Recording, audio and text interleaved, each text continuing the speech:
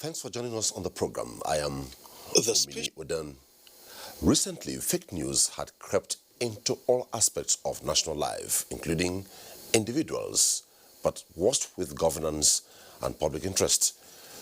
The aim of fake news most often engineers social conflict, implant hatred either against government or some individuals, and very often create suspicion and tension where there should be none. The argument is, why has fake news of recent become part of our national life with potency to deny the country with the necessary cohesion to build a strong country equipped with high human and national resources enough to take the front burner in the Committee of Nations. There are contentious issues about fake news. Some say it is sponsored, others say the unemployed youth whose time and hands are constantly touching on the button. How then do we build that desired nation all of us are clamoring to see? Fake news and mismanagement, these and many others on the table tonight. First, this background report by Francis Fom. Special Anti-Robbery Squad, SAS, is a branch of the Nigeria Police under the State Criminal Investigation and Intelligence Department. It was founded in late 1992 as one of the 14 units in the Force Criminal Investigation and Intelligence Department. The squad was created as a mask-wearing police unit that performs undercover operations against violent crimes like armed robbery, car snatching, kidnapping, cattle rustling, and the bearing and use of illegal firearms. SAS has been accused of several human rights violations, illegal stop and search, arrests and detention, extrajudicial killings, sexual harassment of women, and brutalizing of young Nigerians. The alleged human rights abuses were documented in trending videos on social media.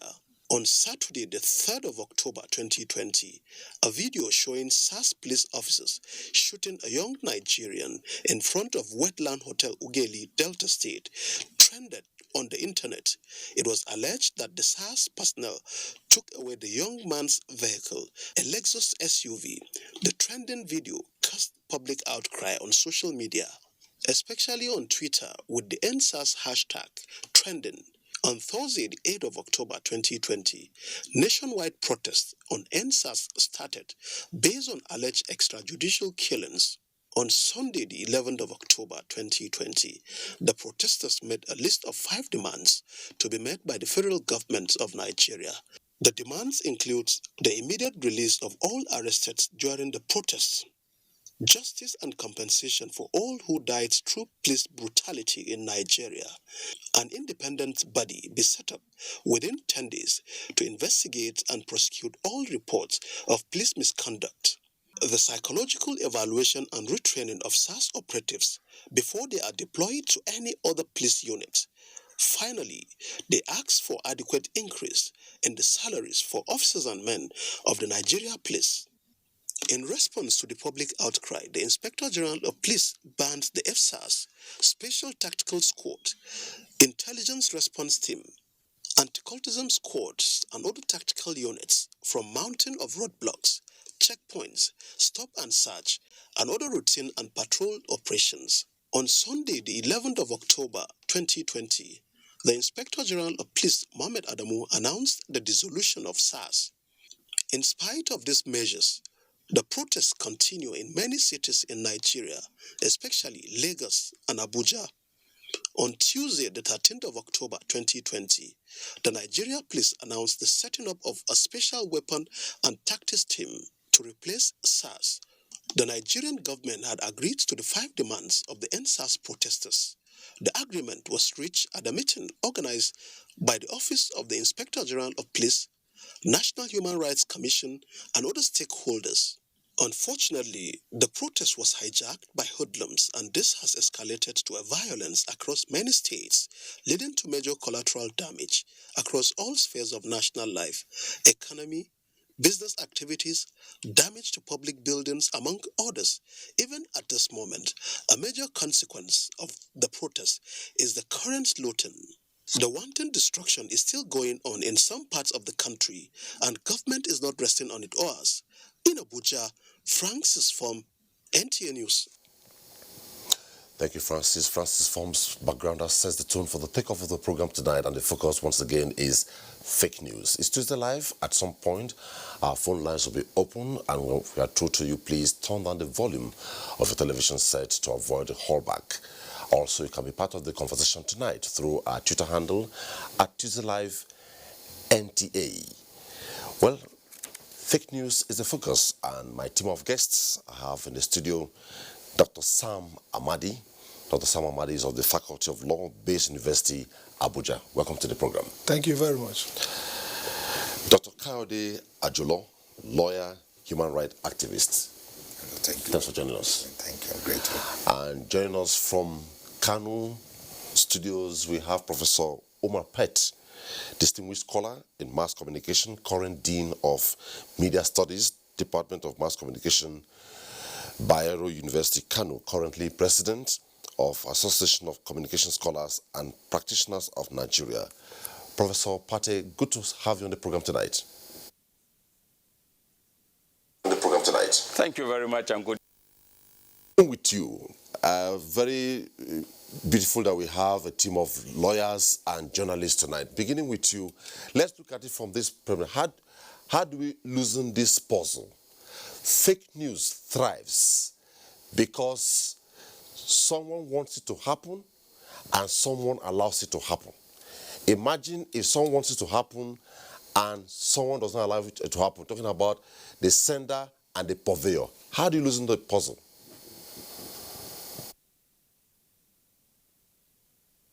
Very much. First of all, we need to understand what fake news is and why is it so attractive to those that are supposed to be sending the messages as well as those who are receiving the messages. Well, fake news, it appears a bit ironic. You are talking about fake news is something that is original, something that has happened, something that is concrete. While when you talk of fake, you are talking about forgery, you are talking of falsity, you are talking of something that is unreal. All the same, it has become part of the new normal, which people have accepted. And why is it so attractive, particularly in an environment like our own? A number of reasons. First of all, we need to know that the internet has made it very easy for people to become their own producers of news, or let me put it in the news language, the news source, the editor, the producer, if you want, as well as the distributor of the information sitting in his own room. It has become so easy. With your handset, you can do all of it.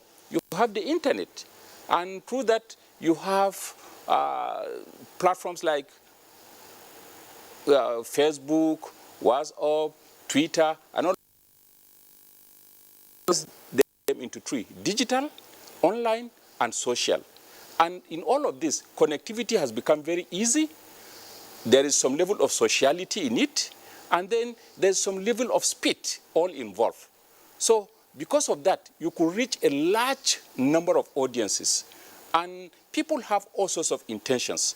Some of the intentions could be honorable, while some could be mischievous. But whatever the intention is, once an individual decides to send messages, he has the capacity and the ability to do that. I don't need to go to NTA, for example, to be able to broadcast to a large number of people. With my handset and being a member of different groups, I could easily do that.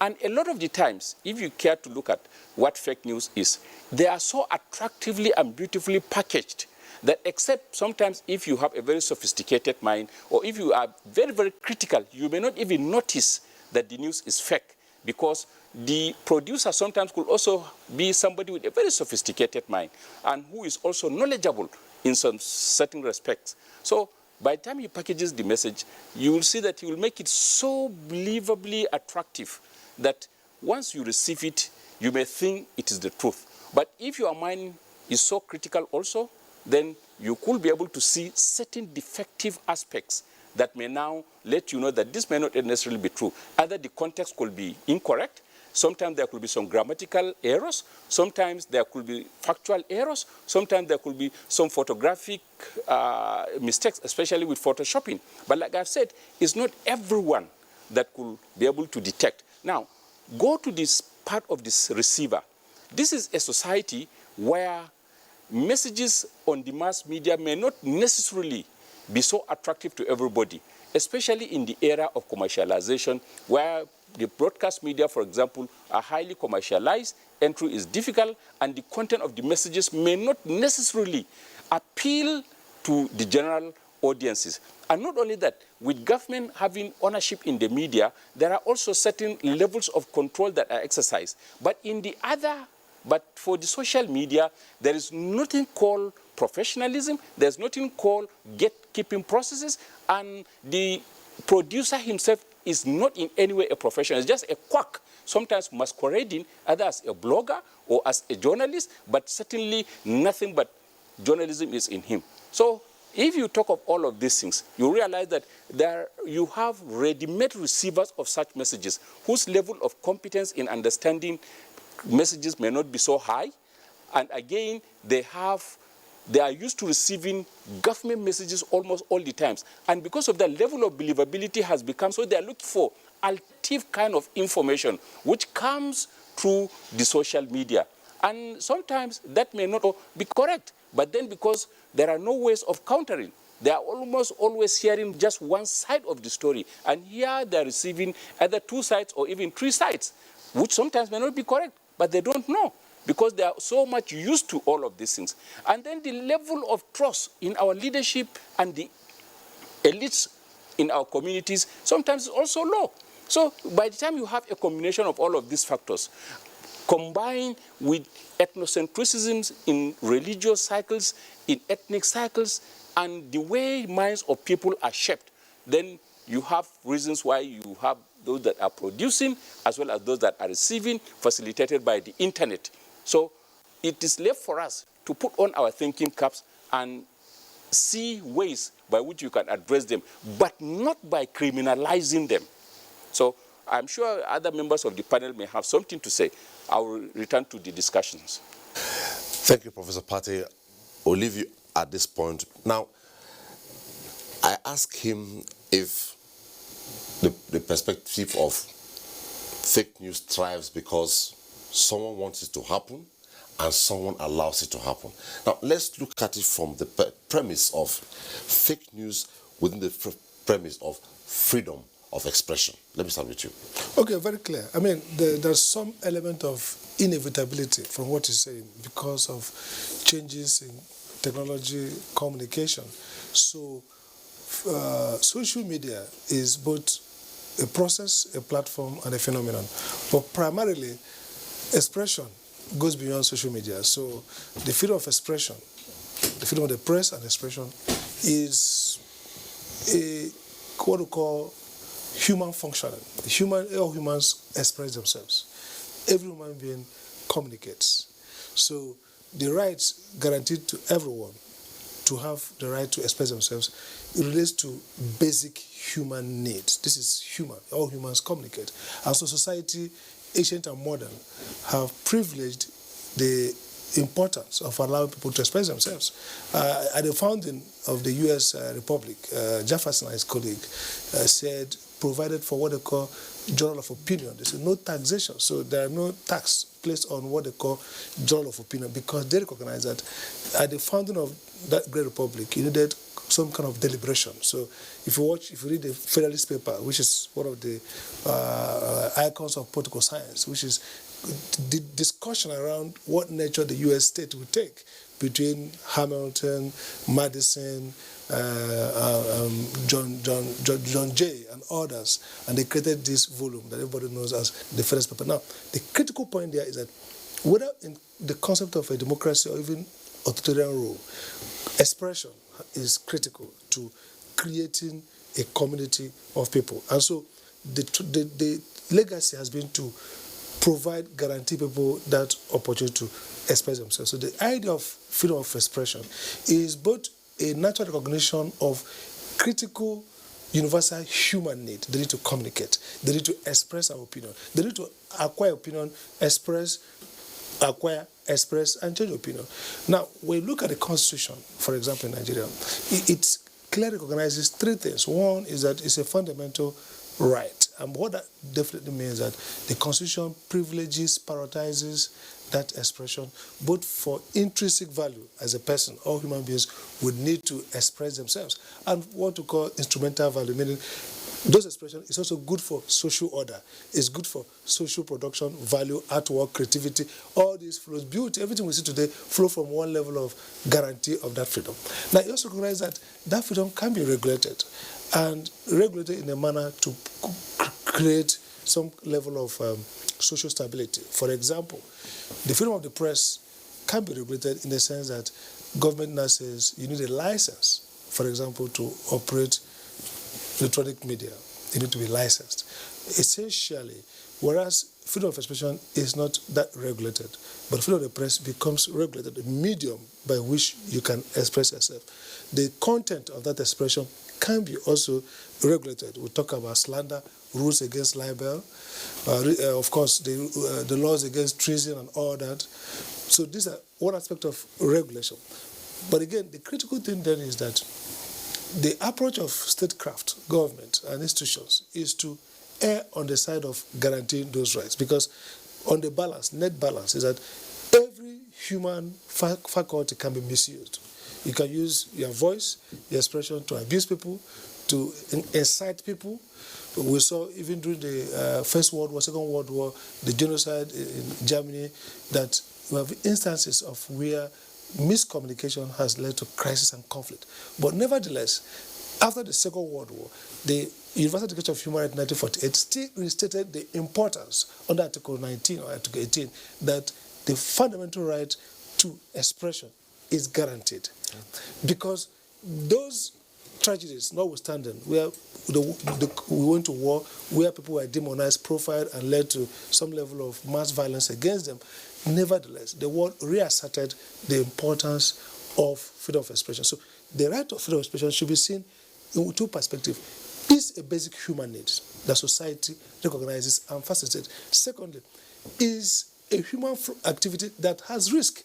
But notwithstanding those risks, society, the legal framework, institutions, government still prioritizes because it has intrinsic value. If we can't express ourselves, our human agency will be diminished. It has instrumental value, that those expressions help us to build communication, harmony, love, peaceful coexistence, as well as production of aesthetic and other important human goods and services. Okay. Basically. Now, Dr. Julo, before we go to the nitty-gritty, now, does it mean because the Constitution guarantees me freedom of expression, so I throw caution to the wind? No, certainly no. And you can see, if you let me take a cue from what Dr. Ahmad said some minutes ago, that irrespective of the fact that the Constitution or the other treaties, the laws, conventions allow guarantees freedom of expression, like the Universal Rights Declaration allow that. But all these things, from my point, is not absolute. It's not absolute in the sense that it has its own limitation. It is like where your freedom begins, and where it ends is where my begins. And you can't say because you have the right to say whatever it is. There must be limitation on what you can say, because such things could injure me in one way or the other.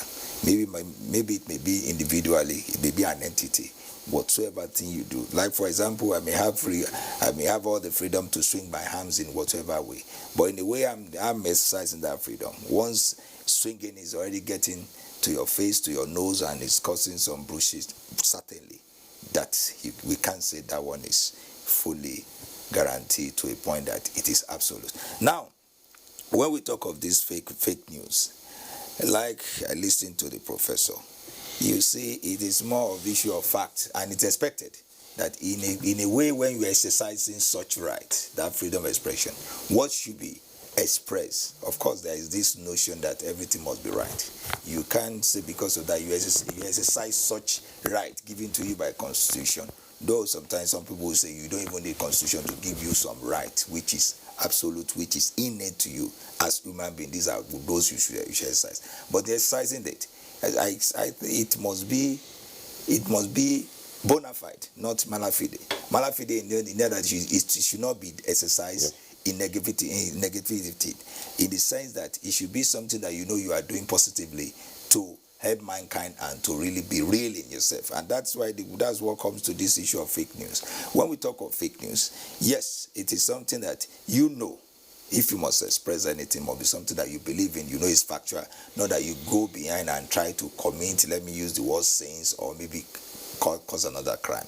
And that is why you find that by the time you try to interrogate the meaning of fake news itself, you find that first, this is something that is not untrue, being presented as true, being presented as news. And that is why you see that the concept of it itself will give you about 3 different concepts of fake news. One is about disinformation, misinformation, and malinformation. Sure. And that's why you find that when you talk of misinformation, there are something that you know is entirely untrue and it's being expressed. But the intention, mind you, the intention may not be to cause the harm or to cause some other things.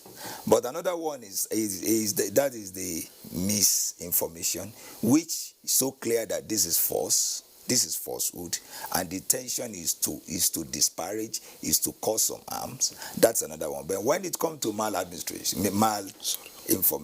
this one is so clear that it is true, but the way and manner being peddled. For example, about 2 or 3 years ago, so you can see some tribe fighting each other.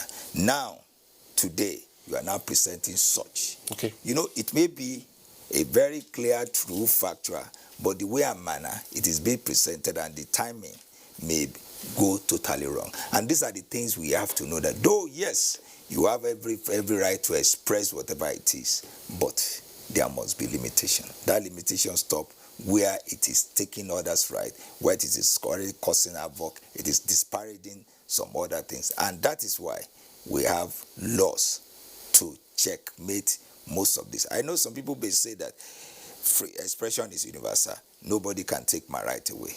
But we should know that where your right begins, another one. Okay. Now, I decided to go this whole hawk to take us somewhere. Let's situate fake news to current developments in the country. NSAS, pro-SARS, name it, looters, hoodlums. So much information was churned out. Fake, real, and this whole thing permeated both social media and the mainstream media. And you ask one question: how do we regulate social media? The mainstream media thrives on ethics. So let's go back to Professor Pate. Professor Pate, given the current scenario, so much of this played out, and the bulk of what has caused a lot of the sensationalism, the bad blood, has been as a result of fake news, both from mainstream media and social media. Mainstream media, where lies ethics? Social media, how do we regulate? What do you make of this?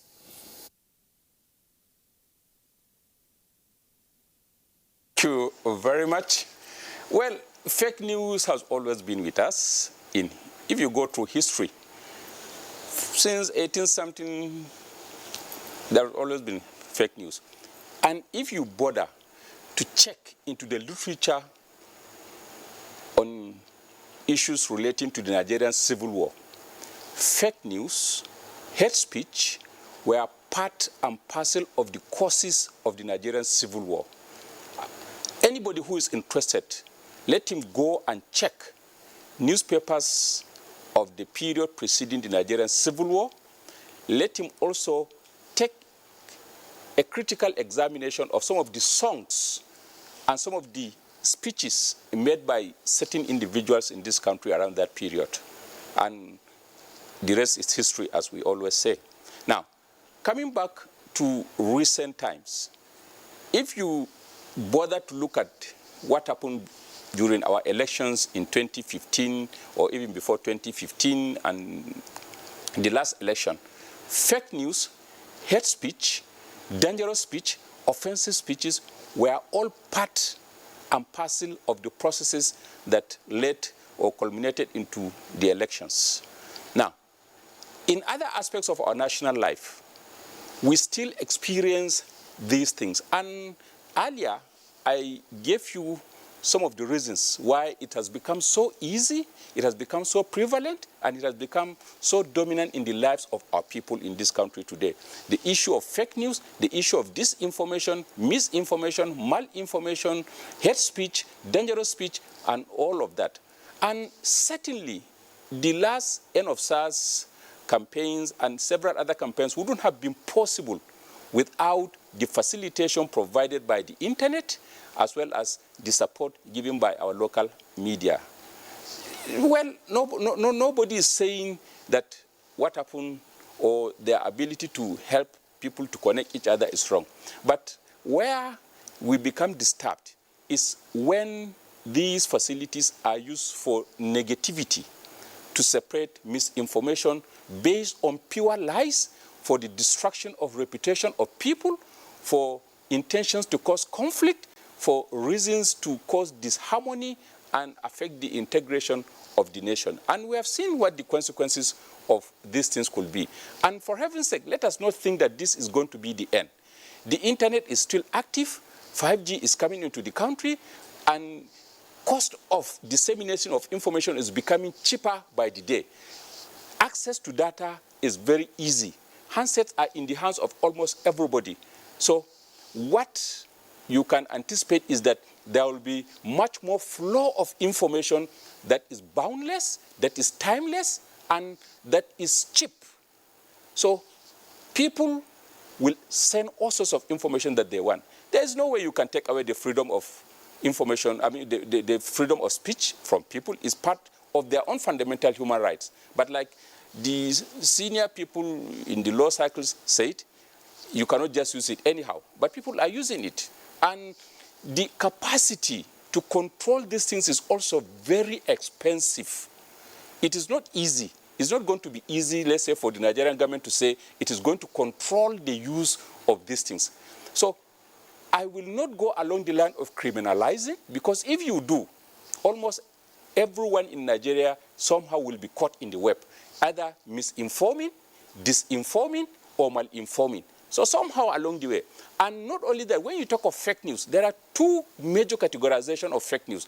There are high-profile fake news producers and distributors, and there are low-profile fake news producers and distributors. When you talk of high-profile, government circles, government institutions, high-level people in society, in one way or another, they are also involved in distribution of some of these things. Then when you talk of low-level, it's the type that you see among community people, among our common people on the streets who are excited, maybe photographing one thing or another and then distribute it sometimes innocently, but ending up to become dangerous in consequence. So then you go in and by the time you start looking at who are the producers, religious organizations, ethnic organizations, the level of individuals, politicians, political parties, security agencies, foreign countries, they are all in one way or another involved in the production, dissemination, and distribution of fake news, dangerous speech, and offensive speeches. So it's not just for the common people. The common people are those who produce the cheaper ones.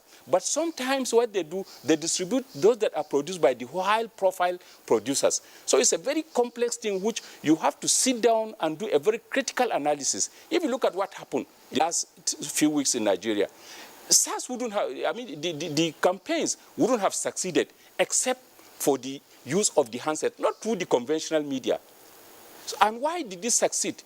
The youth of this country are completely or majorly cut away from the leaders, the elders, and even our conventional media. Many of our youths, if you care to do any research, they don't bother watching NTA or some of our local media channels or these things. They are on the internet 24 hours. And because they are on the internet 24 hours or on their sets, they are their own wall, manufacturing and distributing messages for their own use. Now, how do you enter or counter or penetrate into this? It's not by propagandizing.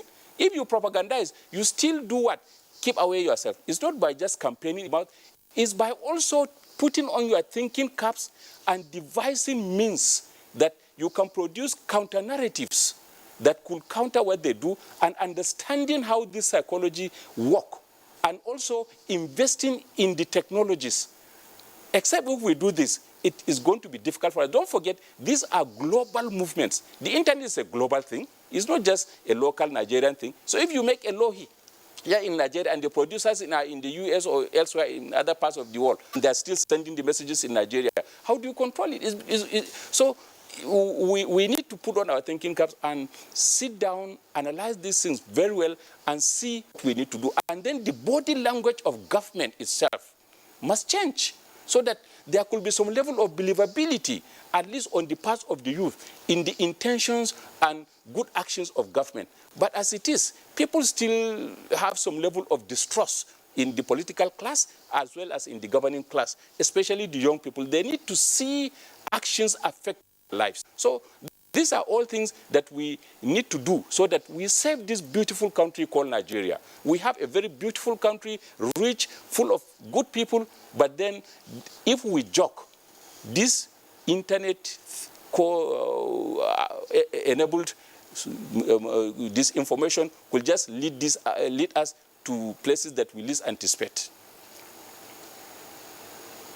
Within the current development, because quite true that what really magnified much of it has been through fake news. For instance, the Lekki saga, so much came out, but a few days, 24 hours after, even people who amplified it had to send apologies to the federal government to say, we are sorry, we realized this was fake news.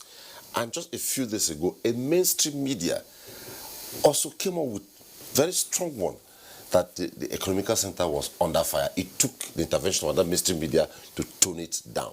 Now, from the perspective of to err on the side of caution, how do we manage situations like this? The bulk of what we have currently has been as a result of people just feeding on just anything in the name of news and goes to town with it. Well, I think, like, borrowing from what Dr. Pate said, you need to understand a problem before you solve it. So I like to follow the approach of clinicians, doctors. That's why I said from the beginning. Yes. It thrives because someone wants it to happen, and I'll explain and to someone allows it to happen. That is change. You see, first, like you said, by the way, nothing new about fake news. In our villages, the gossip we talk about. So women go to the stream and they talk about how Kayode did this, they're not true. But because it's limited to a few people, it doesn't cause harm. So the critical thing about fake news is that it's now magnified by the new media. What we call globalization of information has 3 or 4 dimensions. One is extensity. Globalization has extended. Today we're dealing with a pandemic that took place in a small, or largely unknown town or city in China called Wuhan, okay?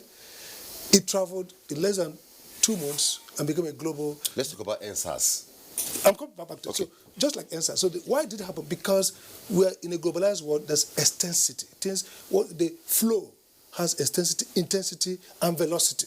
Things are moving fast. Now, so the fake news simply start with factuality. There's a sense in which fake news, there are different kinds of dangerous speech, irreverent speech, hate speech. But fake news is special because fake news deals with the fact that the facts presented or the messaging is false. Now, if you look at the Lekki saga, of course, before Lekki, there'll be fake news. Fake news is always available. The question is it viral?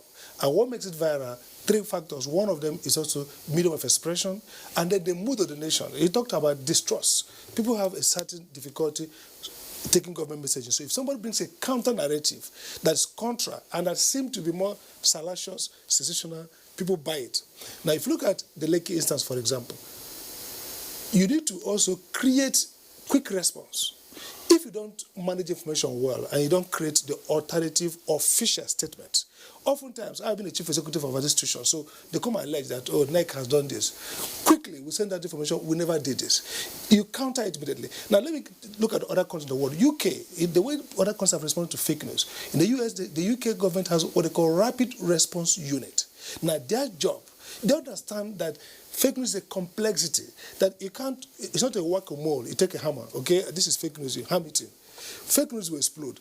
Now, the question is to stop the virulent, dangerous impact by providing citizens with quick response. So when they say fake news, they track it. It's a unit in the office of the cabinet office of the Prime Minister. Their job is to track quick, rapid response unit. Again, the US government use platforms. So they commit all those platforms, Facebook, Twitter, Google, Microsoft, Reddit. They commit them through regulation and memorandum to certain actions. So they remove you. So regulating fake news or hate speech push the envelope towards platform managers so that when you post, for example, on Google, for example, if you watch during the Nigerian SARS, the Lekki 10, anybody who posted on Facebook the Nigerian flag with blood, Facebook tracked it and refused to allow it to go through. Because Facebook believe that it's probably not true, not verified, because the Nigerian government has come out to say the army did not do this. So verification, the platforms themselves will tag you. President Trump has been tagged some of his tweets because they say this is unverified or false. So the UK government does that way. Now in Finland is a country that's afraid of fake news from China, sorry, from Russia, which is seen as we are trolling. You know, people set up websites, set up their own platforms to basically undermine national security of a country. And so what do Finland do? Finland has incorporated in its secondary school primary school curriculum special training on fake news so that people at early stage begin to know how to track, because fake news has some science that you can, so they teach people how to track fake news. Again, if you look at places like Sweden, the same thing. They have also created units for enlightenment. They are using education. Some are using special Turkey, which is seeming like Nigeria, a developing country like us, slightly authoritarian. Turkey has refused to pass a law, like I said, criminalize. What Turkey does is that Turkish government now creates up two platforms that's like a fighter. They track fake news and they quickly demolish it, provide argument for citizens. What's the point? The point is that in modern society, what we call the end of power, that's, you know, the end of power theory in diplomacy is that, look, the normal statecraft have changed. Government, non-governmental actors now have capacity to undermine national governments through fake news, through all kinds of hate crimes, and even through hacking, as we have seen. Now, government has to be smarter. Government has to be a more persuasive, communicative government. Government has to enter into that fray of discourse and capture the people's imagination. For example, when the SARS protest group, not just stops government from sending their people to go to those rallies and address them. It's a contestation over the minds and soul of people. You have to win back the soul of your... For example, under Bush, when they're doing the Iraq war, at a point they developed the theory of heart and mind. The argument was that the way to fight these Al-Qaeda and militants is to win back the heart of Muslim people all over the world, because they have sold a false narrative of America is against Islam. So go back and sell a different narrative. So the point, therefore, is that fake news is going to remain a crisis because of the nature of the world, a globalized world where cost of communication has been depressed. Today we talk about what we call pro-consumers. You produce, you consume. People sit at home and create content. The new NBC code talks about user-generated content, which is a phenomenon today. We generate our own content and we sell. By the way, social media is still being used by conventional media. Most of the conventional media are on social media. NTA is strong on Twitter, strong on Facebook. People can watch you on the platform. So the real challenge we have today now is that we should recognize that once we are a more divided country, if we have people who have different ethnocentric incentives to invest in misinformation, you must always know that there are people who would like to invest in misinformation because of some strategic agenda that those misinformation serve. So the state now has to combat fake news by being a state that, first, rapid response. Second is tagging. You must be on this. You must be patrolling the social media to see dangerous content, tag them, deflate them, and again, you must also have citizens provided with tools. Today, there are tools for which, for example, something like SIDA is a platform that people can run all news and be able to say this is not fake. I personally don't share video content because that's easier to doctor and me. So I don't share video content except I get it from NTA, maybe established channels, Arise News, all those established channels. But if it's like somebody, even CNN, some people go and fake CNN or BBC, logo and trade personally generated, highly, manipulated video content. That challenge remains because of the nature of the world. The world is not collapsing. The cost of production is low. There is no intensity. Somebody's video this morning may get up to 5 million people who have seen it in less than 20 minutes. Why? Because everybody's on the phone, everybody's in the space. But the challenge, therefore, for us is three things we must then do. One is we must provide opportunity for more credible official communication. That's very important. You just want to log into any government website. For example, Lake is breaking forth, okay? The government website could be having the information blow by blow. This is what has happened. Because what people want to know is information. Again, the second thing we must therefore do is also that we not create a smart government that can really argue, go out there, dispel this rumor. Because they're going to come. There are institutions outside the country that invested in undermining the state. Even the citizens themselves who create fake news, some of them don't know it's fake news. People distribute fake news, thinking it's good, is accurate news because the verification capability is low. People don't have it. Sometimes I quarrel with my daughter. I say, this is not correct. I say that this is correct. Where did they get it from? You mentioned some unknown sources. I don't believe. Maybe 2 days after, I discovered it is true news, okay? Because some people, some unconventional media are breaking news faster. But at the same time, later, you see that maybe the conventional media who have their various gatekeeping procedures will break that news late. These guys are fast because they don't have that, processes. They see the news, they get it, they run with it. Sometimes they are wrong. So the fake news phenomenon really is dangerous. The U.S., there's a Reuters Institute in Oxford. They issued their annual digital news report 2019, and 55% of respondents have no confidence in news they get because of the impact of fake news. It's even difficult for the public to know which news to rely upon because the incidence of fake news is so high globally. Let me hold you there. Thank you. Let me hold you there. Now, Ajulo, from Professor Pate's position, his position, now let's come down to the citizenry.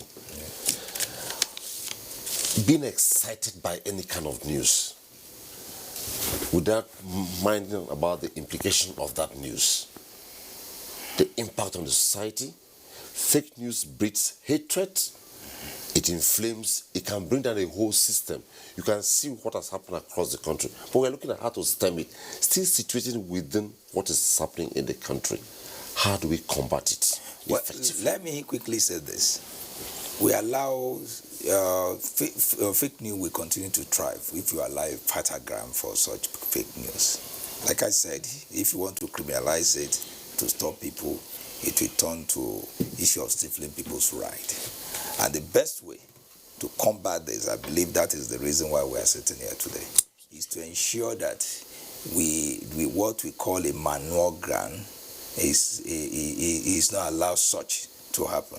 I say this from this point. Some years back, I was much younger then, when there's this fake news about the former president Nnamdi Azikiwe that is dead. And at the end of the day, the explanation for those that peddle such fake news was that here is someone who is well known, every issue he has been contributing. But all of a sudden, for some time, they are not hearing from him, certainly. If there should be any fake news that is dead, everybody will believe it. The essence is that to create an atmosphere, a situation, a room where for such fake news, nobody even believes about it. For example, we can quickly say, oh, police has shot someone today. Yes, everybody will say it's like saying the devil has committed crime. Yes, he's the devil. But in a situation, for example, if somebody says, oh, somebody in the NTA shot someone, I'm sure, irrespective of how hard, how ingenuity of the content, I think the question will be asked, a member of NTA, where did the gun came from to shoot someone? I think that is one of the things we should be thinking about here. And when Professor Patti mentioned that fake news has been on for many years, for several years, for example, like the issue of this World War. I've come to a conclusion recently with what I've read that even that is not even a world war. It is more like a tribal war, a class war that some people quickly turn together and quickly labeled war so that to involve everybody. That's why you see Nigerian going to fight in Burma and fighting everywhere. That is the fake news. But what matters most, for example, recently there is this fake, I don't want to call it fake news, a news that a leading politician during all this halabaloo, all this issue, disappear and you say, oh, he has traveled to one country to another. 1 or 2 days, we'll be bound to believe that fake news because all what you are seeing around is making it. So the essence is this, and I think we need to face it. The best way to tackle fake news, apart from what Dr. Mandi mentioned, is that we should not create a room for such fake news to be believed.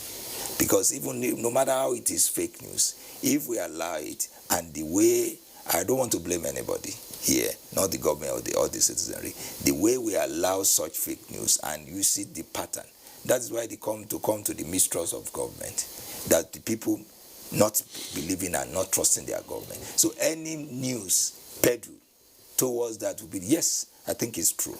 Even if so genuinely you know it's not true. But by the time you see the pattern, you see the signature, I say, well, that is what it is. So with this answers too, I don't see a reason why some leading government figure should tackle those there, not maybe fighting them, to engage them.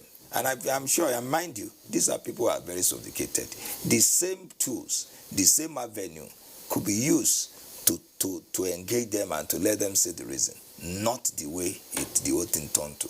If there is no shooting, nobody will even mention the army. And why you see everybody mentioning the army is to say, oh, it is always the army. If you mention someone like custom, everybody will query so to say custom. When did it come to the custom shooting? Why can't they go to border? If you like, for example, you mentioned fire services, they are the one carrying gun. I'm sure some people will raise. So I think we should try to create an atmosphere where even when you are peddling it, right away, you will know that this can never happen, and it never happened. And I believe that is the best way.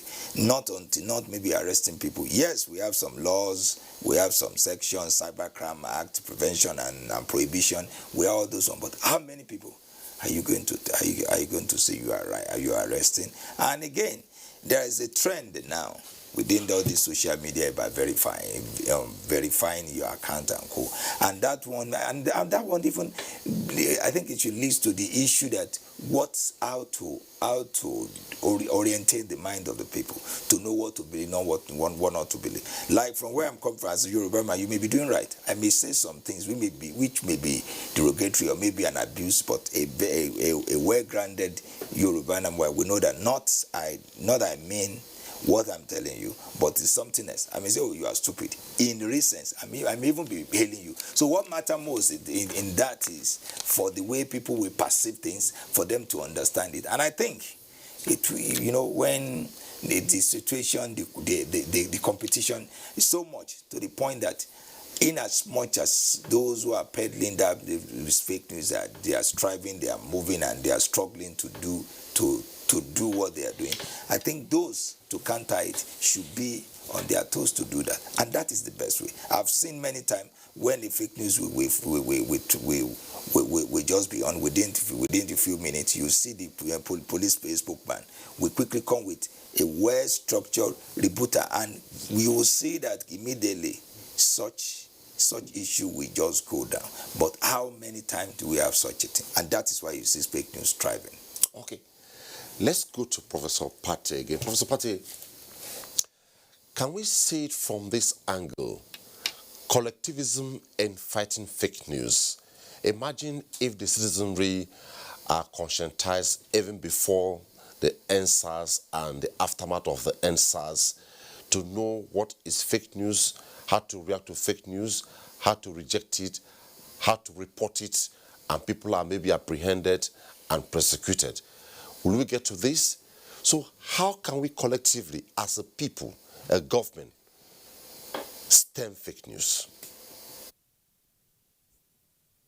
Fake news. Thank you very much.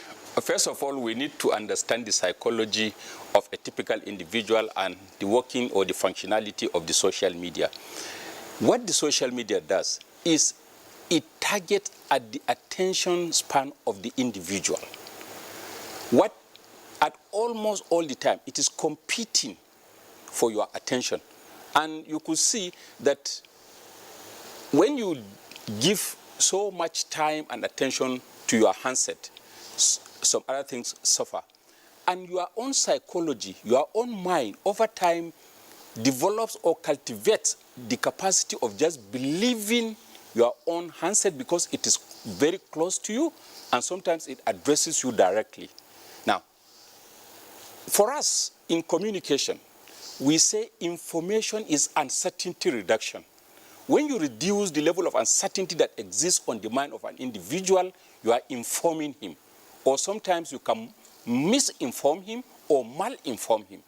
But for a typical individual, how do you now penetrate into his mind and get him informed? Is it through his eyes, through his nose, through his ears, or through which of the faculties or the sense faculties? Now, the radio focuses on the ear. The TV focuses on ear and nose, and eyes. The handset focuses on the two. It gets your attention through your eyes as well as through your ears because it combines video, it combines audio, and so many other things, the print.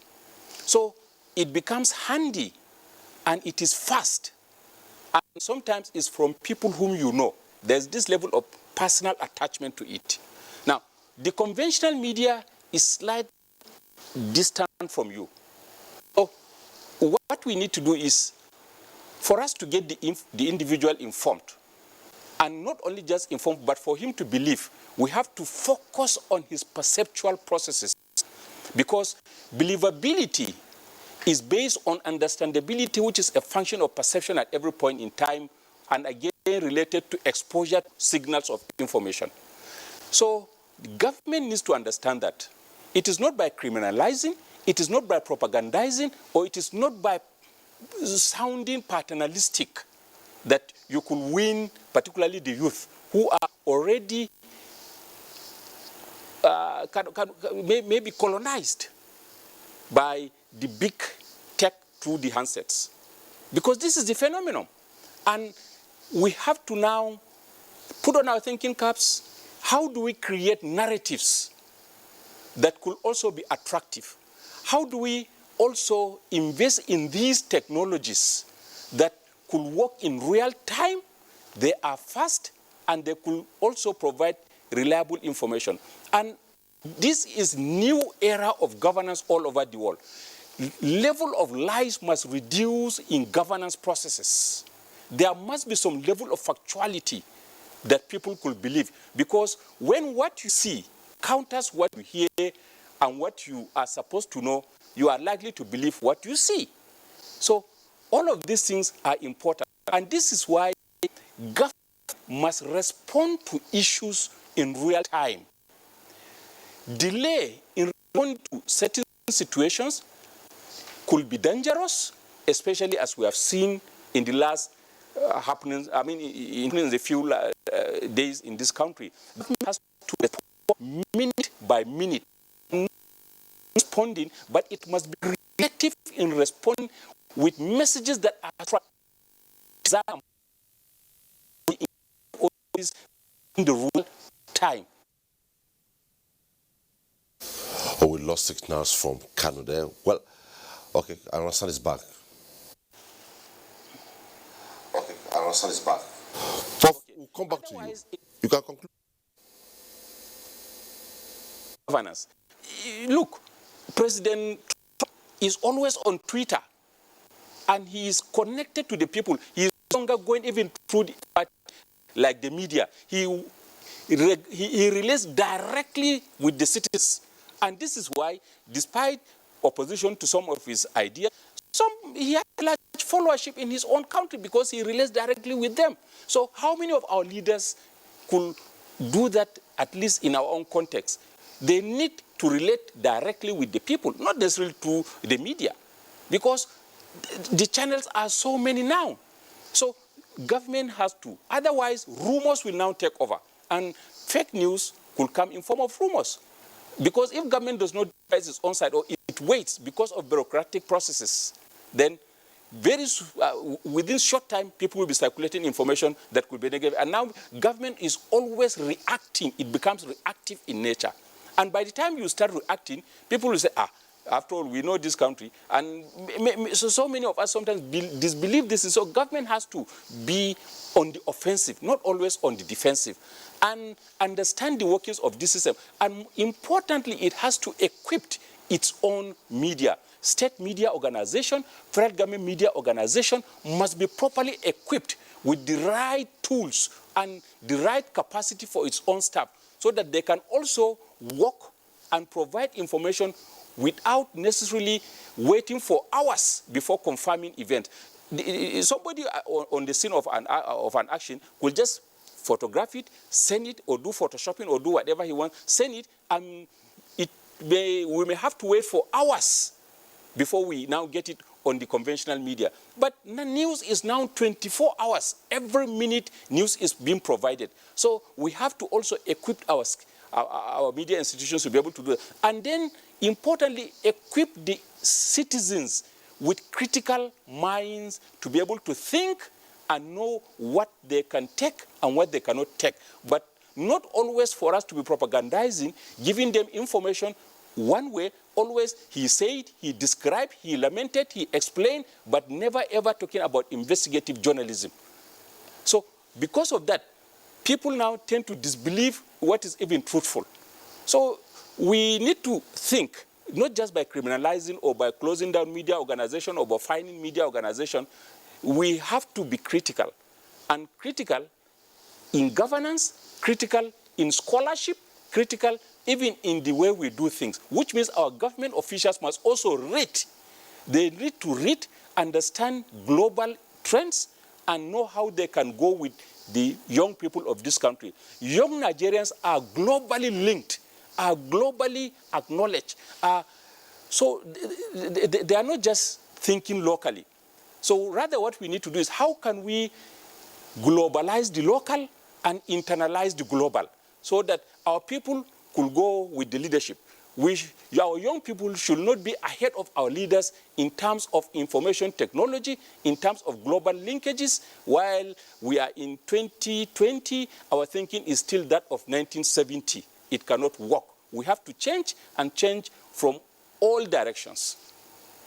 Thank you. When we come back, we'll take some tweets and phone calls. We have some reports in sustaining the conversation using what the current trend is to situate managing fake news, managing information, so the citizenry understand the tempo. And our first report is coming from Lagos. Calm is slowly returning to the city of Lagos after the mayhem that shadowed the EndSARS protest.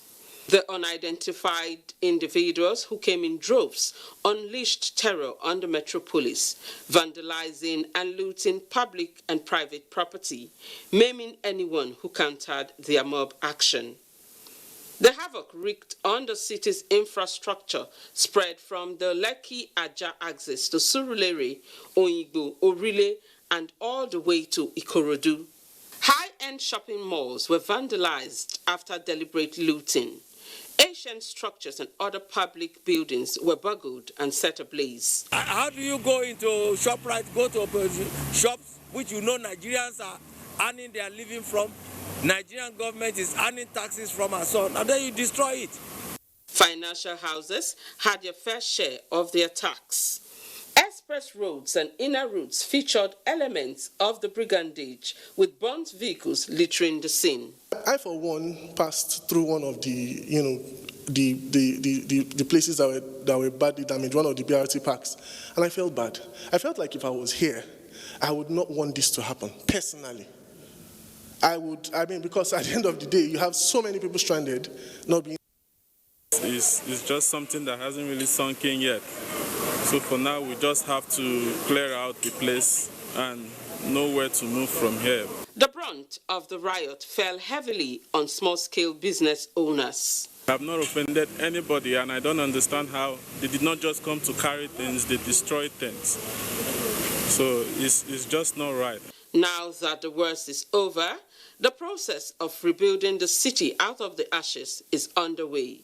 The foundation began with a tour by Governor Babajide Sanwo-Olu to assess the extent of damage. The inaugurated panel of inquiry and restitution that will ensure justice is served is another initiative aimed at calming frayed nerves and restoring sanity to a disrupted metropolis. In keeping faith with the discussion, we proceed to Jos for another report. The state government and the combined team of security agencies in the state have been battling the emerging situation of insecurity in the state capital and neighboring communities that have fallen into lawlessness occasioned by massive looting of both public and private property, including vandalization. Warehouses where palliatives had been stored for distribution to target groups became the first targets of the wanton looting before it was extended to private property. Others include private residence of former Speaker House of Representatives Yakubu Dogara, Grand Cereals Company Bukuru, and some other government facilities and private residences. Despite the curfew imposed in the state capital, covering just north and just south local government areas, the looters continue to violate the order threatening the security of the city. Right now, security agencies are going after them one by one, and I can assure citizens of this state that no act of illegality or criminality will be spared, and certainly we'll get at them at all costs. The fact that this is a government that respects human rights and the rights of citizens shouldn't give anybody the wrong impression that this government cannot bite. So we want to warn citizens, parents should warn their wards and keep their children in check because the law would come after them. I want to use this opportunity to enjoin the good people of Plateau State and residents to keep being law-abiding, particularly in this challenging time in our nationhood.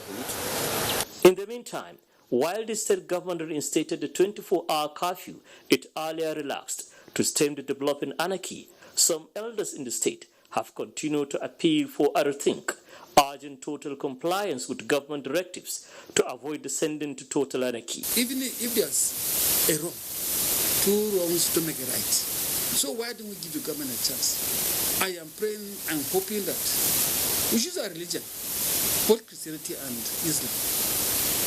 You should respect the elders. 7 magistrate courts have been set up to prosecute the arrested suspect speedily. Our last stop in this segment is the report from Port Harcourt. Various groups that protested were all united in their demands to put an end to brutality, attacks on innocent citizens by operatives of SARS. Just the fact that they have said SARS has ended, the killing has not stopped. It has started from SARS, so we are taking it off. We decided to come out to say an end to every police brutality. We are mothers, we have children. Government has listened to us keenly. Our 5 demands have been given speedy attention. It is therefore important to plead with the youth that we give the government some time to further expand on their actions. The protracted protests amidst assurances from the government created an opportunity for hoodlums to hijack the process to unleash mayhem. In the wake of this ugly incident, a number of persons and police establishments were destroyed in Rivers State. Number of suspects arrested, 21. Number of policemen killed, 3. Number of stations bombed, 3. All under Oyibo Area Command. In response to this, the Rivers State government declared curfew in parts of the state as measures to douse tension and avert further attacks.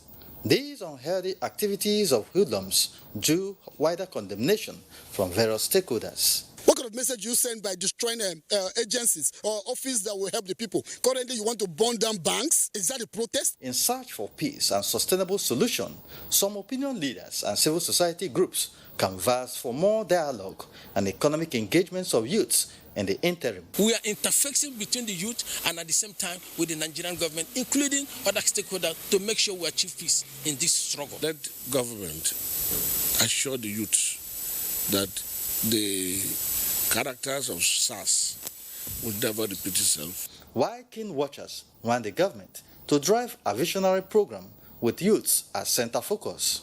This is just as proponents for change want youths also to organize themselves and use their numbers to advance their way into leadership positions towards addressing major concerns affecting Nigerian youths.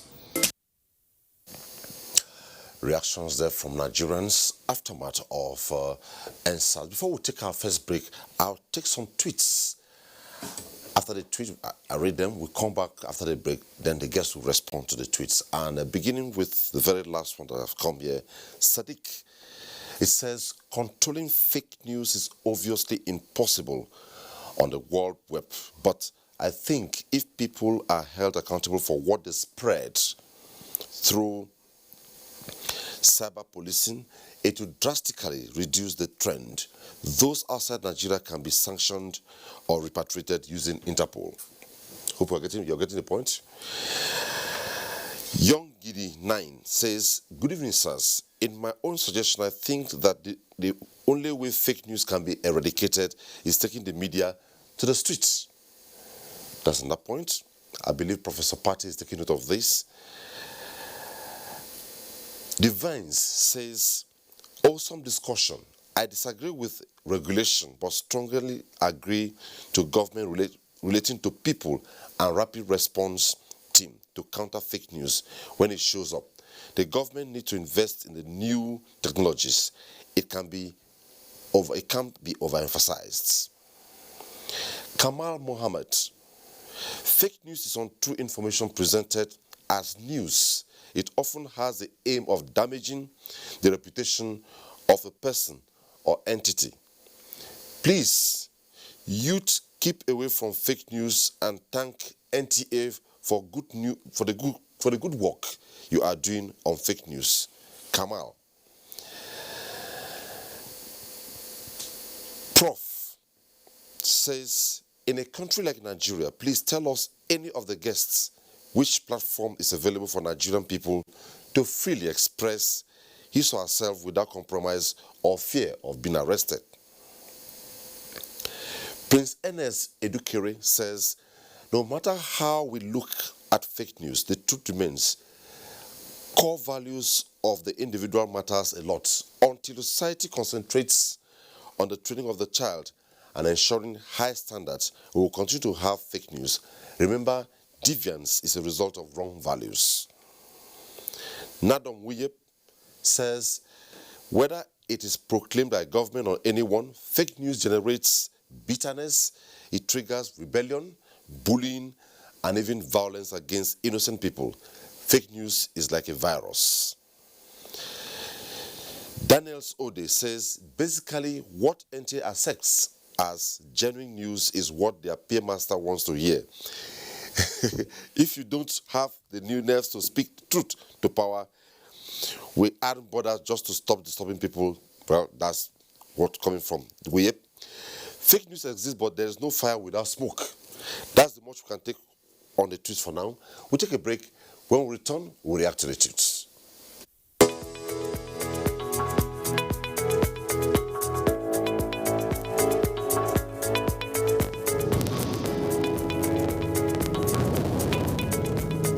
The recent genuine concerns and agitations by Nigerians about the excessive use of force and, in some cases, extrajudicial killings and wrongful conduct by men of the Nigerian police force.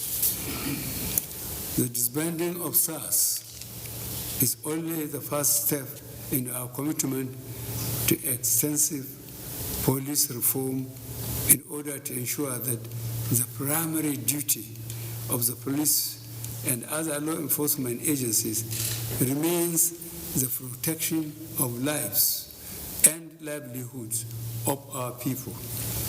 We will also ensure that all those responsible for misconduct or wrongful acts are brought to justice. We also deeply regret the loss of life of the young man in Oyo State during the recent demonstrations. I have directed that the circumstances of his death should be thoroughly investigated. Meanwhile, it is important to recognize that the vast majority of men and women of the police force are hardworking and diligent in performing their duties.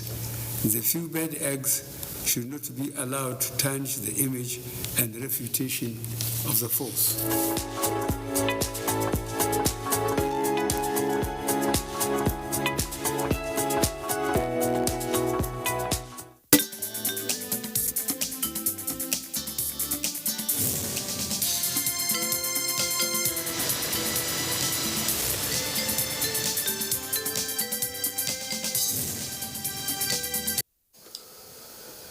Thank you so much. Before we take the next line of reports and tweets, we'll react to the last tweet. But quickly, before we go to Professor Pate, this very one is from Arafa Ahmed.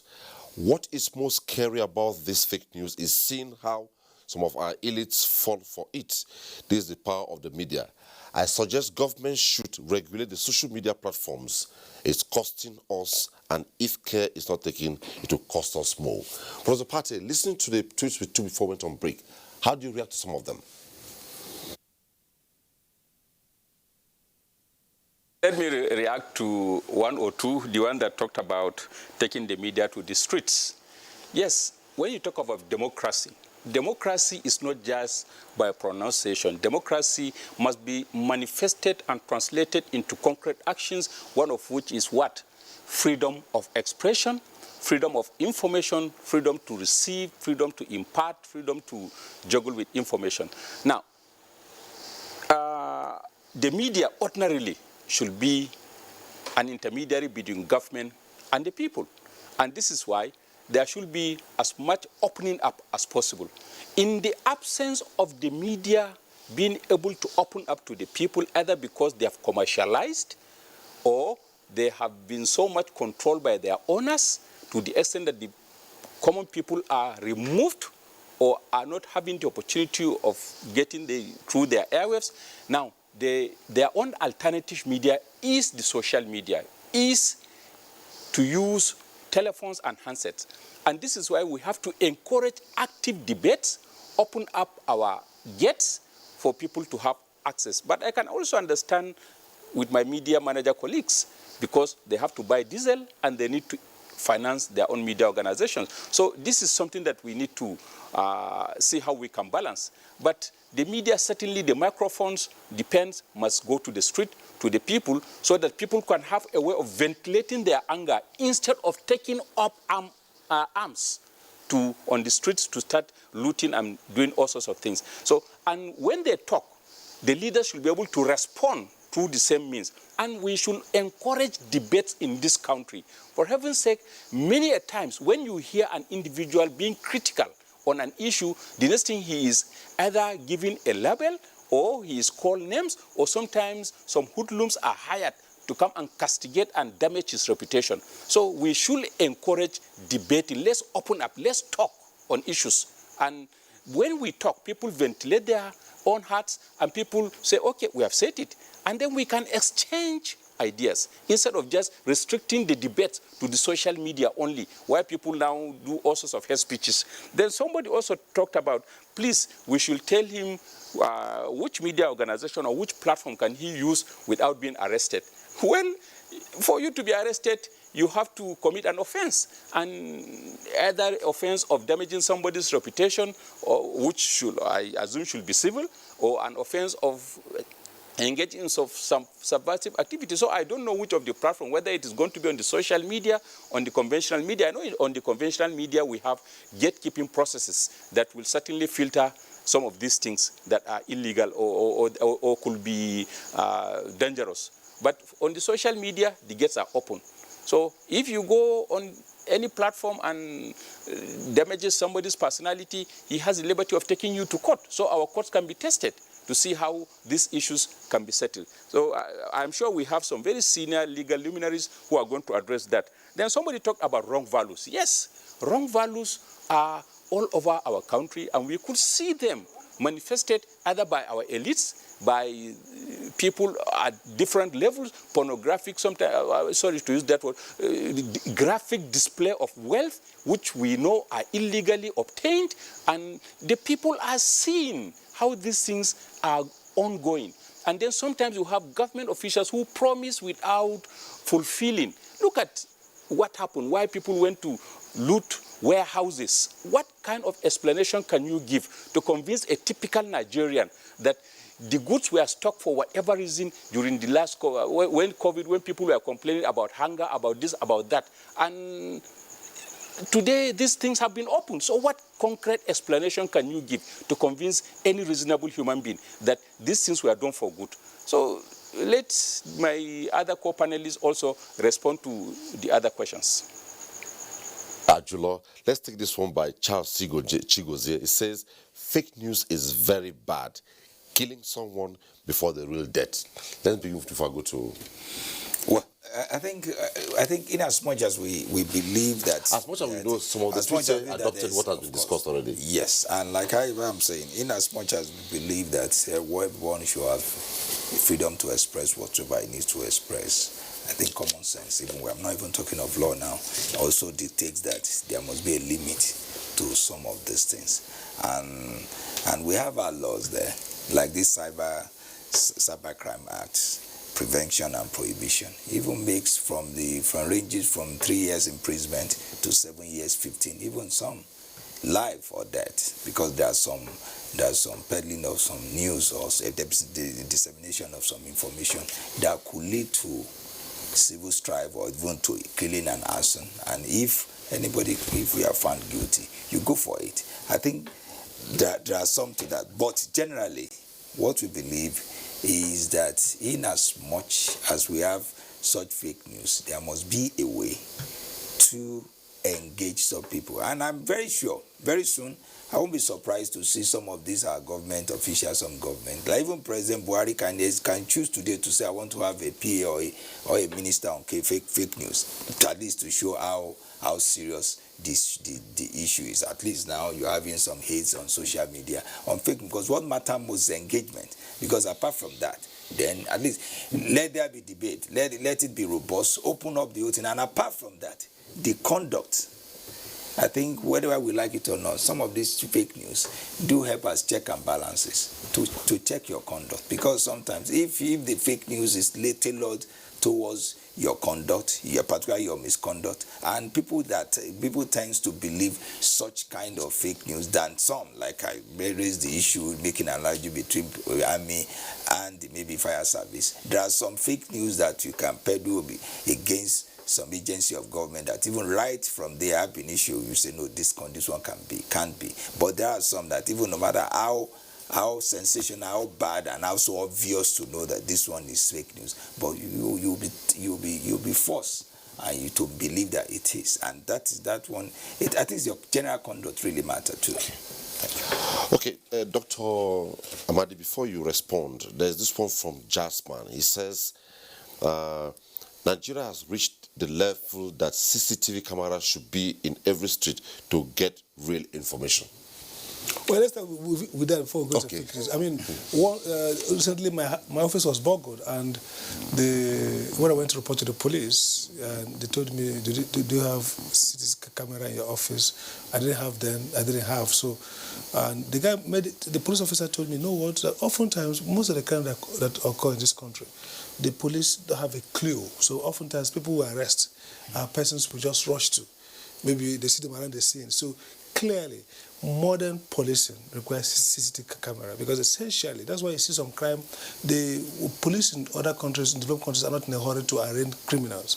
Some take 6 years, 7 years before the person is tracked. So they will recreate those scenes and take their time. But because we don't have any evidence, how do you expect somebody to, you are not there, something happens in the street, you are not there, nobody saw you. Suddenly we expect that the police will do magic. So CCTV camera is critical, because modern policing, modern law enforcement is technology-based. The criminals themselves are becoming smarter every day. So that's a good point to make. Then back to, how do we manage, either through regulate, punish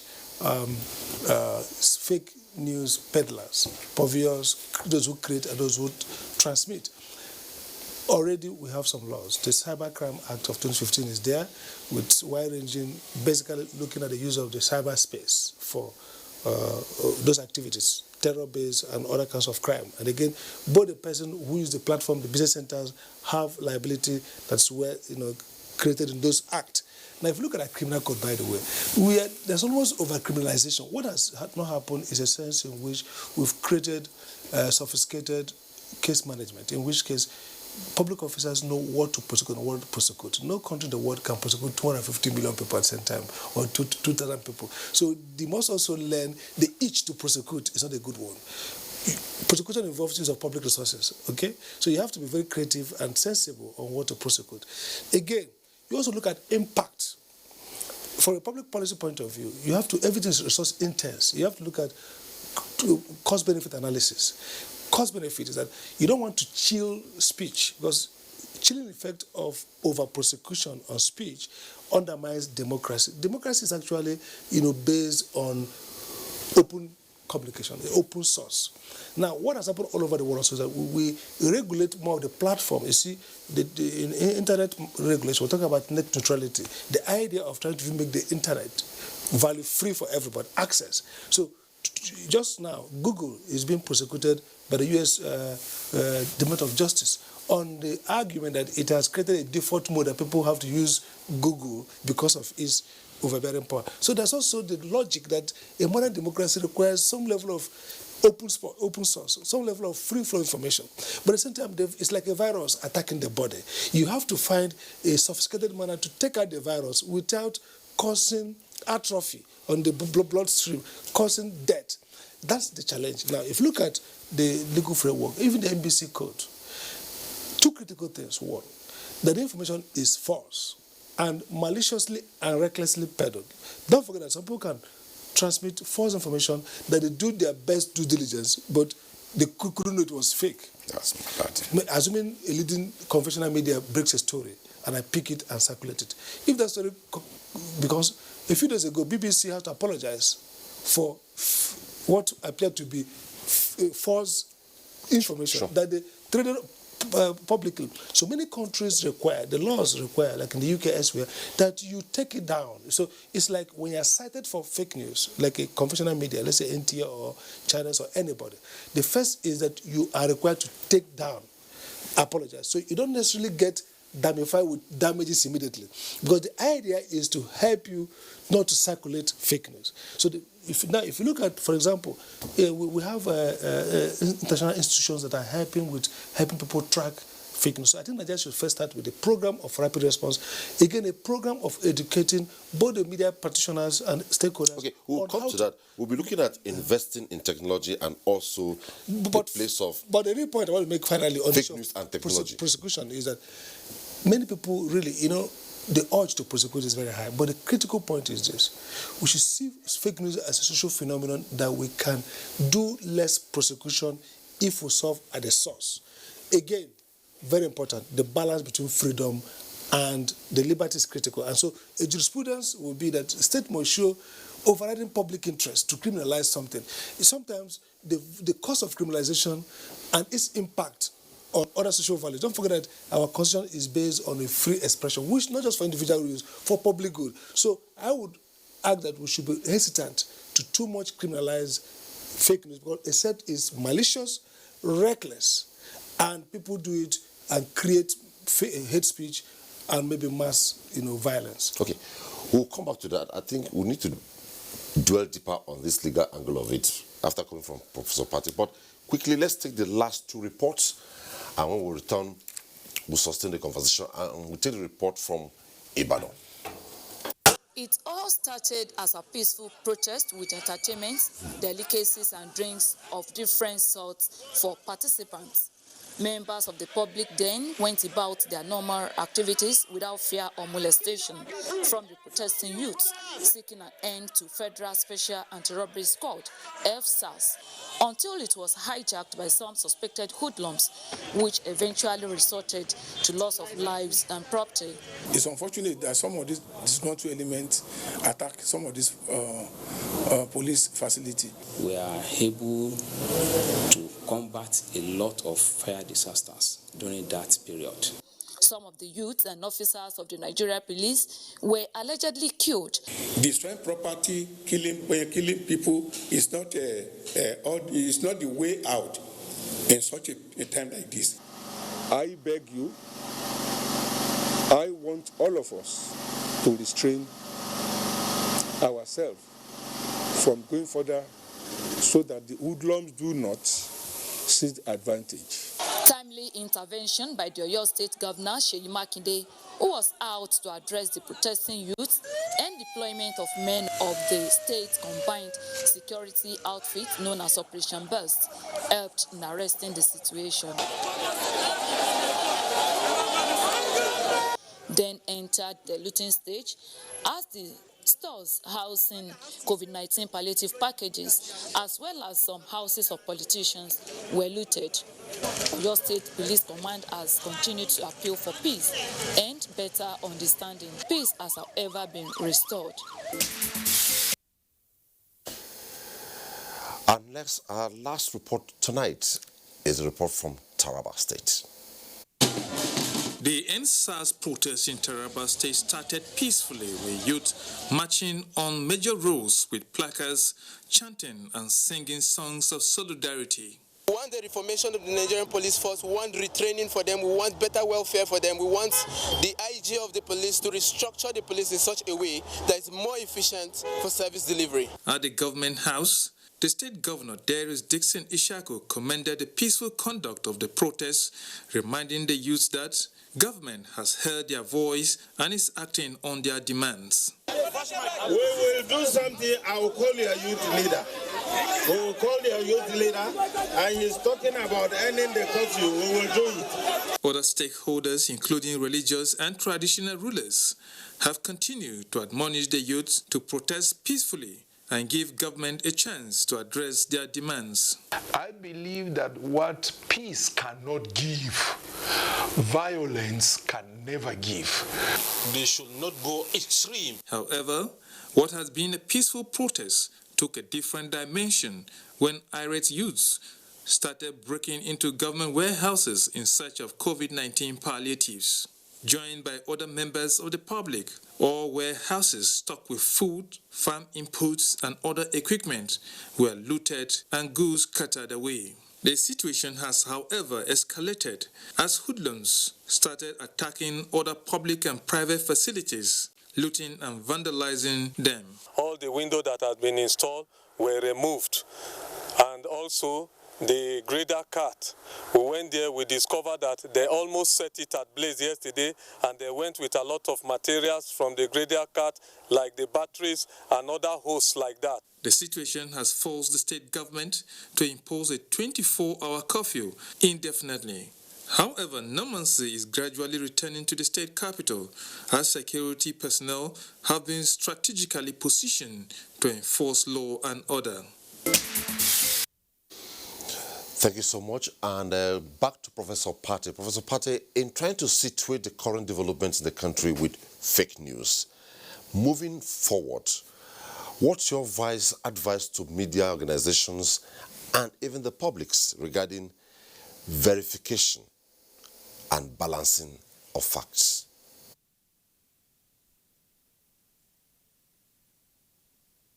Thank you very much. You see, in the current era, you have a lot of velocity or high velocity of information with less veracity. So one of the things that the media should be able to do is to have desk for fact-checking. And fact-checking is very, very important. There are several ways of doing fact-checking, and I hope our media organizations should have the capacity to be able to do that, or if not, at least for them to correct with some institutions, some that are private, some that are international in nature, so that there could be a lot of fact-checking on information. You see, fake news at the level of the social media is less dangerous, but when it goes into the public media, it becomes very, very dangerous, because the level of believability in the public media is higher, and the publicity is also higher. I mean, the reach here, the extent to which it can reach people. So, but at the level of the social media, there could be some limitations. So we need to equip our media in terms of capacity, in terms of equipment, for them to be able to operate at the level of being fast, connected, and also able to attract young people with good programs, and there should be diversity in the content of our programming. Diversity can be attractive, but when it sounds one way, then that one too could be problematic. At the level of the individual, we should become critical in trusting information that we receive through the social media. There are some information that you could receive which may look attractively fertile without you knowing. You consume it, it becomes dangerous to your health. So hate speech is dangerous speech. We need to be critical in thinking, and we should look at certain elements like the context, like the sources, like the kind of grammar, and even some of the offers that are being made, and the source, who is saying what and from where, and could it even be possible that so thing could happen. So by the time we develop these critical thinking faculties in our heads, then it will be easier for us to know what is fake and what is not fake. It may be difficult to control the flow, because so long as people are alive and they have these things, they could distribute what they feel like distributing. But the level of believability in us is what we should be focusing on, so that people become less critical. And then government also should not simply think that by propagandizing, by patronizing, by sermonizing, by preaching, people can easily change. No, attitude change is one of the most difficult things in the social sciences. We need to follow actions with concrete behavioral functions, like providing the equipment, being truthful in what we say. When we say, let people see it. And government should also be very, very speedy in resolving conflicts. When unions or organizations give ultimatums, government should not simply wait until the whole thing has surpassed, then they start negotiating when the hour is late. Government should be able to act. And government should also use strategic communication in relating with the people. There should be direct engagement with leaders, so that they could win the confidence of the people. And I'm sure there could be a lot more that our legal luminaries will be able to provide. Thank you. Now, let's look at fake news, technology, ownership, and the law. Fake news. Quite composite, technology. Right? Well, first, in terms of technology, there's been, let's think in terms of what we call net neutrality. It was a concept that have been developed by regulators and scholars of ICT regulation that says, look, the critical thing is first. Don't forget that apart from fake news, we're also thinking about freedom of use, neutrality. So everyone wants to have platform. For example, today, the issue is to see who controls the major ICT giants control gateway to social media, to the internet. So the regulators are trying to break that control so that everybody have access. So first and foremost, the whole beauty of social media is that it seems like it has reduced the hierarchical, the asymmetrical power relation between different players. In conventional media, the owner of Fox, for example, owns most of the big media in Europe. So media concentration is also dangerous for democracy. So what social media has done is that it has removed that threat that few people who control the gateway of information. In those days when Abiola had the Concorde, Iwedan had the what was that in Lagos then? Champion. So few people control the conventional media. Then they can put a target around information dissemination. Citizens will not know what they want. So if you politicians can buy off the conventional, with social media, it's free. And so the law presumes in favor of allowing diverse ownership. If you look at the NBC code, for example, it acknowledges that different people can own networks, channels, okay? You can't even regulate so much as licensing of those social media platforms. They probably register online with those who host their platforms, maybe somewhere in Belize, somewhere in France, wherever it is, then they beam straight into the country. So it raises an issue as to who can effectively regulate them. That's number one. Now, if then you go back to content, this is where regulation now comes in. Hate speech, fake news. The codes can be developed, and the target is the Incidentally, platform. all of them deal with content. Content, fake news, and regular media, social media. So if you regulate the regular media, how do you regulate social media? Now, the regular media, of course, easier to regulate, and they come and knock off your house, okay? Now, the social media regulation now is, for example, if you look at the Cybercrime Act now, it says that if you send hate speech, for example, hate speech, both the platform using the terminal, assuming you went to a business center and send it out, they can trace it.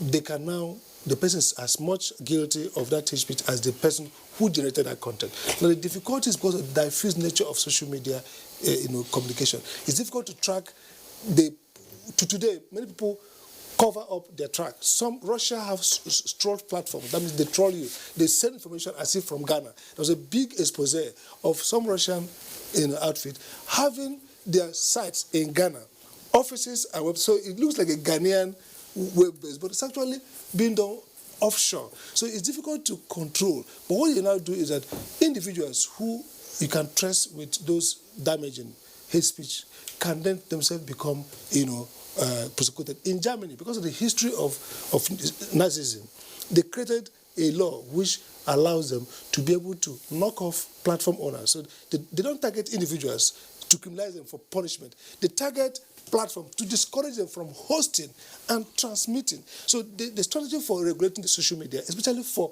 hate crime, which is where much of the focus is, because hate crime has collateral damage in terms of mobilizing people to commit hate crimes. Hate speech can lead to even war, can lead to genocide, ethnic cleansing. So the focus has been to ensure that platforms that can broadcast, attract, find, punished, and so on. But individuals who hide under those things are collaterally also liable for prosecution if they are found. Now, finally, if you look at the last point I would like to make about Nigeria is that, look, the critical thing is for the Nigerian regulatory base, which is now NBC in this case, to develop the competence and capability. First, you need to track. If you go to let's take this first caller, please. Yes.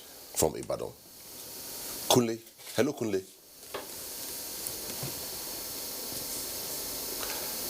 Kunle, you're on to Tuesday Live. Hello, sir. We can hear you. Go ahead. Good evening, sir. Good evening. You can go ahead, Kunle. We can hear you. Yes. Good evening. Okay, thank you very much, sir. So, please, if you remember, sir, Mr. Obili, sir, if you remember some... go ahead, please. Go ahead. There was a DG NOAA, National Orientation Agency. National Orientation Agency was on this program some weeks ago, sir, if you can remember that. So,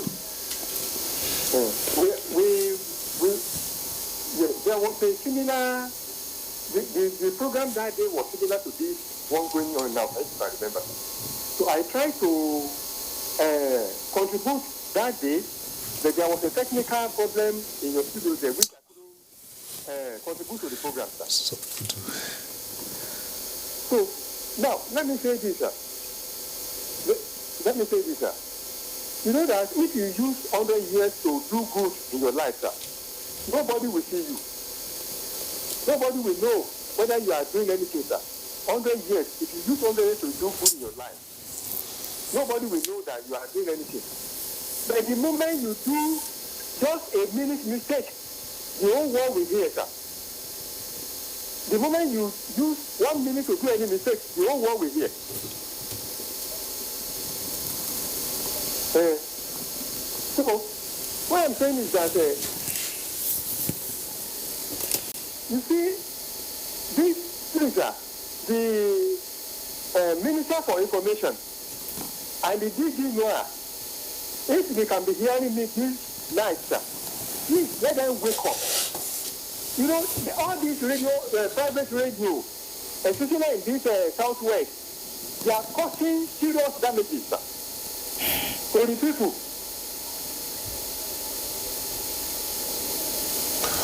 Okay, thank you, Kule. Then maybe we'll check it. I wanted to okay, quickly.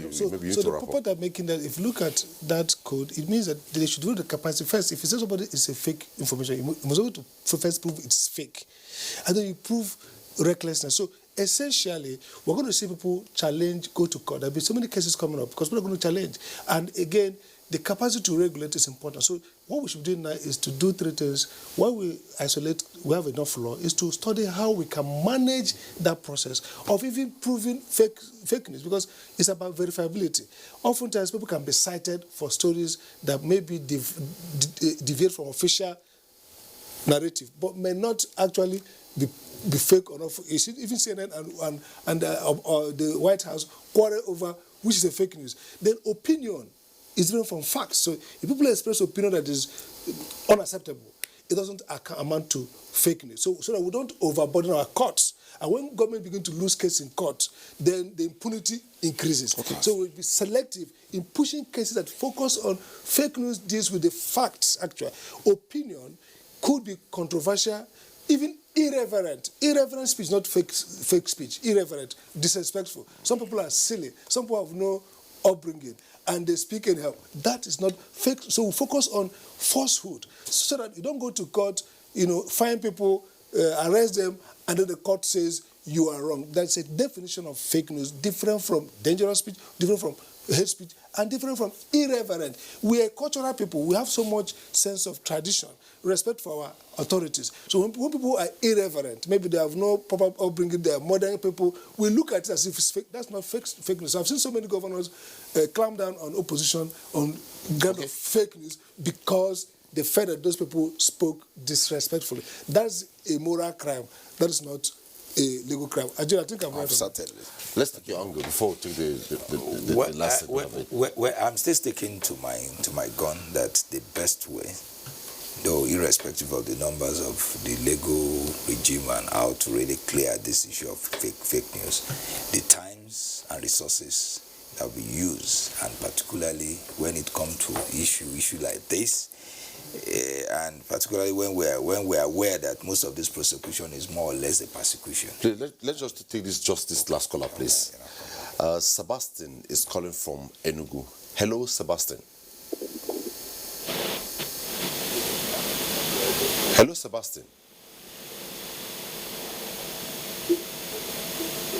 Sebastian, can you hear us? Hello. Hello, good evening. My contribution is very, very simple. Yes, are you hearing me? We can hear you. Please go ahead. Go ahead. It's unfortunate what happened. It's unfortunate what happened about 2 weeks ago in Enugu, and the entire Nigeria, the EndSARS issue. The EndSARS issue. The youth were right to have gone on their protest, demanding their rights. But I still want to say that in as much as they were demanding their rights, there was no Nigerian who had the right to destroy social property. I would not know the link between the EndSARS protest and the BRC buses in Lagos and the bank and the bus stops in Enugu and other social provisions made by government. They should have gone straight to make their demands. And I want to believe that the genuine protesters left this protest much earlier when they discovered it has been hijacked. So what I'm trying to say is government should think of how to bring up some statutes, very stringent statutes, to regulate the social media. Because when we are talking about fake news, it's like the social media is left alone. There is no kind of checks. There are no checks at all. They write what they like. We also what Twitter did. So there must be a statute. There must be laws to guide the practice of members of the social media. If possible, I saw on television what people suffered today in Lagos yesterday. Where are the BRC buses? They are no more there. People did not take transport, either to go to their places of work or their market or wherever. So the poor man, the downtrodden, let's use that word, permit me to use that word, are the people who have suffered, and they did this thing to themselves. Our youth must now be very careful. It is nice that they ask their rights, but they must be cautious when they are asking for their rights. This is Nigeria. It's our country. We cannot run away from here.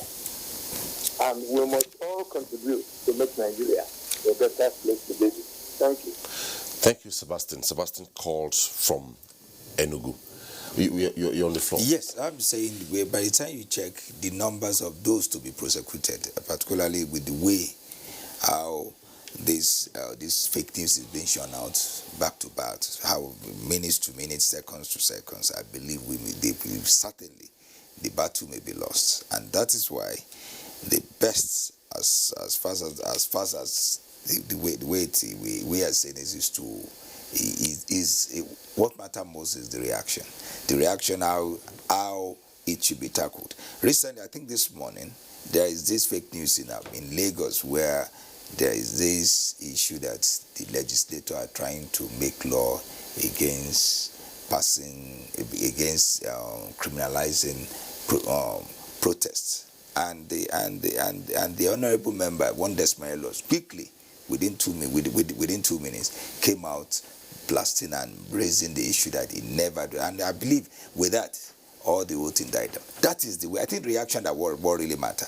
We should concentrate on reaction. And even if there should be a law, it's a law to strengthen and to even to promote such reaction, to guide the reaction so that it could even be that whatsoever may be the reaction to that should be here, should happen. And with that, I think it will go a long way than go after maybe you want to prosecute. The question is that how many people are we going to prosecute if actually we should place premium on prosecution or using law.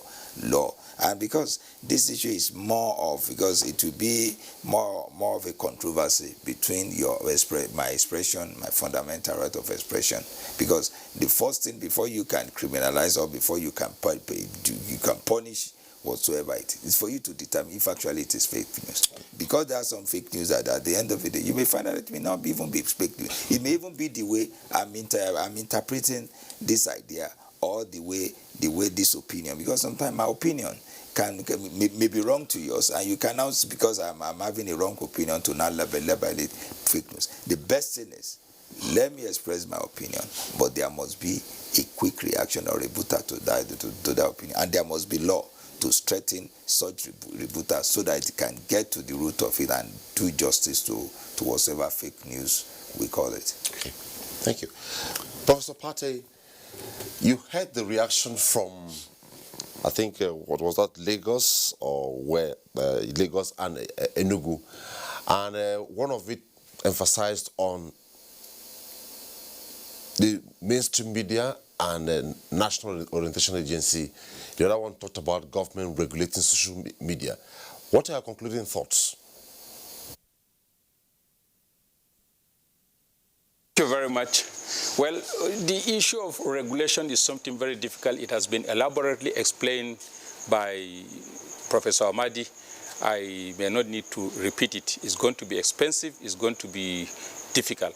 But going back to the issue of government and information management, first of all, we need to continue to encourage our government officials to always respond to issues, to open up, to engage the public, not to be extremely secretive and deny information until when they are put on the defensive. Remember the Boko Haram crisis at a point when the military had some crisis in their information management. They improved, they woke up, and then they instituted some kind of mechanisms that provides continuous interactive information mechanism to the general public. And today you hear less rumors about the Boko Haram conflict. So long as government remains secretive or its agencies are unwilling to provide information, there could be room for rumors. There could be room for misinterpretation of good intentions of government. So please, let our government spokespersons at whatever level be willing and open to respond to issues. For the media organizations and NOA is complaining bitterly that it has no resources to be able to undertake its responsibilities. We need to appeal to government to also consider NOA as a very critical information agency, not just a propaganda wing, but a critical element in helping government to disseminate its information.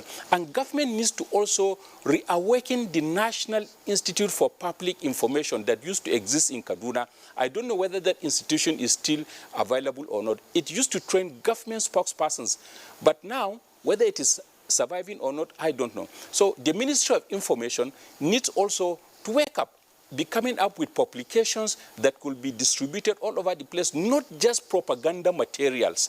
What many of our government spokespersons think as information is just mere propaganda. And at the end of the day, people dismiss them with their own information. But you could bring out credible information from sources, and that could help to reduce the level of fakery in the information dissemination system, as well as the believability of the people in what government does and its own intentions. But otherwise, it will be difficult. Then the state governments need to also please take good care of their media organizations.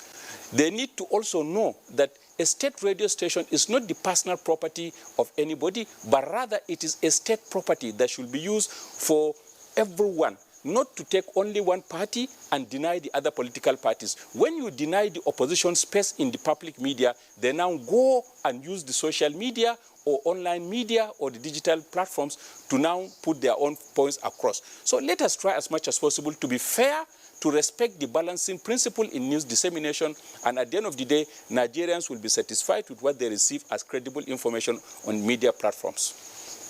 Professor Omar Pate, it was nice having you on Tuesday Live tonight. We enjoyed your thoughts. Thank you. Back to Abuja. Your concluding thoughts. Well, I mostly think, speaking to Nigerian youths, just well, a few sentences. first, they should know that fake news is actually dangerous to you first. The essence of information is truth. Truth underlines communication. So if people deliberately consume fake news, it distorts the orientation, it damages you, it leads you to false belief, leads to false action that has consequences. So assuming, for example, you get a fake news that somebody is dead and you go and publish malicious, scandalous materials, you can be sued. So basically, even the existing laws can have liability for you. So first, it's not in the interest of Nigerian youths or anybody to pander after fake news. Second is that they should also learn that there are tools available globally for combating fake news at a private domain. So people can fact check. The International Institute for Innovation, Information and Governance Innovation, they have it. George Washington University, they have several platforms, devices that people can use and fact check their information. Okay. Again, I tell people, look, when you see something on social media, try to cross-check with conventional media, because conventional media have more institutional prestige to protect. Many of these online platforms are straw men. They can hit and run. They have no... So second guess them. That's very important. So my advice is, look, let's be careful. This is dangerous to ourselves, to our community, and we should be architects of a stable, peaceful society. Okay, Dr. Julo. Well, fake news, legally, morally, religiously, whatsoever way we can look at it, fake news is not desirable. And that is one of the first things, whosoever that may. Some of them may always believe that I need to do that so that I can use that to promote whatsoever the idea or whatever the concept they are selling. But what matters is what is wrong is wrong. Nobody should at least try to peddle and get involved in any fake news because it diminishes you. Dr. Kayode Ajulo and Dr. Sam Amadi, it was nice having you on Tuesday Live. Thank you. That's it on Tuesday Live. Thanks for your tweets and your phone calls. Fake news is a destroyer of societies. Try to avoid it. Thanks for watching.